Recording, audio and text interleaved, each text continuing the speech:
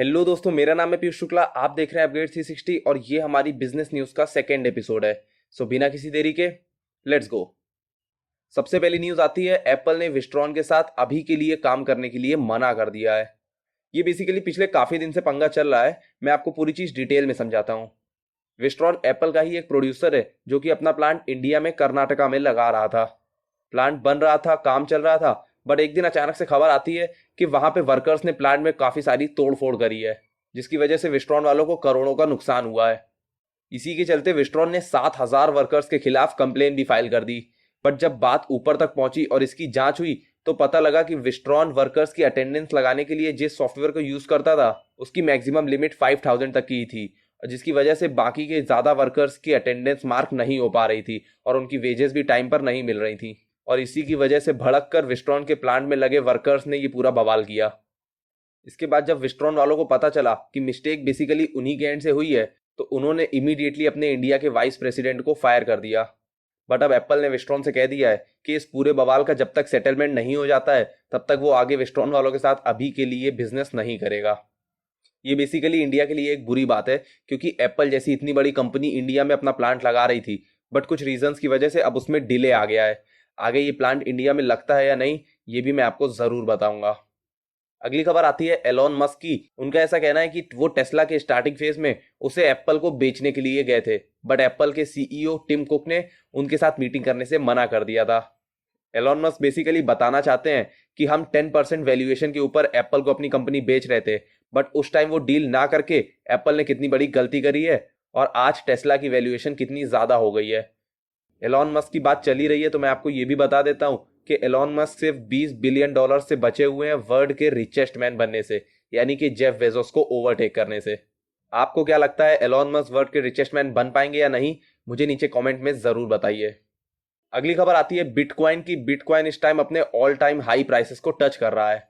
मैं basically crypto currency के बारे में ज्यादा नहीं जानता हूं। अगर आपको इसके बारे में नॉलेज है तो आप मुझे नीचे कमेंट करके जरूर बताइए कि आपको इससे लगभग कितना मुनाफा हुआ है। अगली खबर आती है बजाज वालों की तरफ से। उनका ऐसा कहना है कि वो 650 करोड़ रुपीस इन्वेस्ट करेंगे महाराष्ट्र में अपना नया मैन्युफैक्चरिंग प्लांट बनाने के लिए। साथ ही उन्होंने ये भी कहा है कि वो 2023 तक इस प्लांट से मैन्युफैक्चरिंग भी स्टार्ट कर देंगे। अगली खबर आती है हमारी फाइनेंस मिनिस्टर निर्मला सीतारमन जी की। उनका ऐसा कहना है कि फाइनेंशियल ईयर 21-22 का बजट बहुत ज्यादा वाइब्रेंट होगा, यानी कि बहुत ज्यादा अच्छा होने वाला है। उन्होंने ऐसा भी कहा है कि इंडिया ने पिछले 100 सालों में ऐसा बजट नहीं देखा होगा। मुझे भी पर्सनली ऐसा लगता है कि गवर्नमेंट को इस बार के बजट में कुछ ऐसे स्टेप्स लेने चाहिए जिसकी वजह से कंट्री रिवाइव कर पाए। अभी के लिए तो बहुत ज्यादा हाइप क्रिएट करी जा रही है नए बजट की। अब क्या होता है, कैसा होता है, जब बजट आ जाएगा तो मैं वो भी आपको जरूर बताऊंगा। अगली खबर आती है मुकेश अंबानी जी की। उनका ऐसा कहना है कि इंडिया अगले 2 डिकेड्स यानी कि अगले 20 सालों में वर्ल्ड की टॉप 3 इकोनॉमीज में आ जाएगा। मैंने आपको अपनी पिछली वीडियो में भी बताया था कि बहुत सारे लोग इंडिया के लिए पॉजिटिव प्रेडिक्शंस कर रहे हैं और मुझे भी पर्सनली ऐसा लगता है कि इंडिया आने वाले कुछ टाइम में बहुत तेजी से ग्रो कर पाएगा। आपका इस पर क्या पॉइंट ऑफ व्यू है, मुझे नीचे कॉमेंट करके जरूर बताइए। अगली खबर आती है विप्रो की। विप्रो मेट्रो एजी नाम की एक जर्मन कंपनी के साथ पार्टनरशिप कर रहा है और इस डील के बाद उस कंपनी के आईटी ऑपरेशंस को विप्रो ही पूरी तरीके से हैंडल करेगा। साथ ही विप्रो की तरफ से एक और खबर भी है कि वो 9500 करोड़ के शेयर्स मार्केट से बाय बैक करने वाला है। कंपनीज बेसिकली शेयर्स को बाय बैक तब करती हैं जब उन्हें कुछ इंपॉर्टेंट डिसीजंस लेने होते हैं, जिसकी वजह से आने वाले टाइम में जब उन शेयर्स की वैल्यू बढ़ जाएगी तो उसको मार्केट में वापस से बेचकर कंपनी प्रॉफिट कमा पाएगी। अगली खबर आती है कोविड-19 की वैक्सीन फाइजर वाली कंपनी के सीईओ उगुर साहिन जी की। उनका ऐसा कहना है कि हमारी वैक्सीन इस नए वायरस से भी लड़ लेगी और अगर ऐसा नहीं भी हो पाया तो भी हम अगले 6 हफ्तों के अंदर ही उस नए वायरस की भी वैक्सीन बना देंगे। बेसिकली कोरोना वायरस के बाद यूके में अभी रिसेंटली ही एक नया वायरस भी पाया गया है जो कि बहुत ज्यादा तेजी से बढ़ रहा है। मैं बेसिकली आपके साथ बिजनेस न्यूज शेयर करता हूं, इसलिए मैंने अपनी पिछली वीडियो में इस न्यूज को कवर नहीं किया था, बट अब बायोएनटेक के सीईओ ने इस पर स्टेटमेंट दिया है, इसलिए मैं ये चीज भी आपको कन्वे कर रहा हूं। अगली खबर आती है गवर्नमेंट ने शिपिंग कॉर्पोरेशन ऑफ इंडिया के मेजोरिटी स्टेक्स को बेचने के लिए बिडिंग करवाना स्टार्ट कर दिया है। बेसिकली गवर्नमेंट पिछले कुछ टाइम से उन पब्लिक सेक्टर यूनिट्स जिनसे उसे लॉस हो रहा था उनके स्टेक्स को धीरे धीरे करके बेच रही है, जिससे कि गवर्नमेंट उससे अपने लॉस को भी रिकवर कर पाए और प्राइवेटाइज होने के बाद उस कंपनी की फंक्शनिंग भी ठीक तरीके से चल पाए। अब गवर्नमेंट का ये स्टेप सही है या गलत, इसकी सबकी अपनी अलग अलग राय है। आपका इस पर क्या पॉइंट ऑफ व्यू है, मुझे नीचे कमेंट करके जरूर बताइए। अगली खबर आती है होंडा की तरफ से। उन्होंने अपना 23 साल पुराना नोएडा का मैन्युफैक्चरिंग प्लांट को अब बंद कर दिया है। उनका ऐसा कहना है कि इस प्लांट में अब केवल रिसर्च और डेवलपमेंट का काम होगा और मैन्युफैक्चरिंग का पूरा काम अब राजस्थान वाली यूनिट में होगा।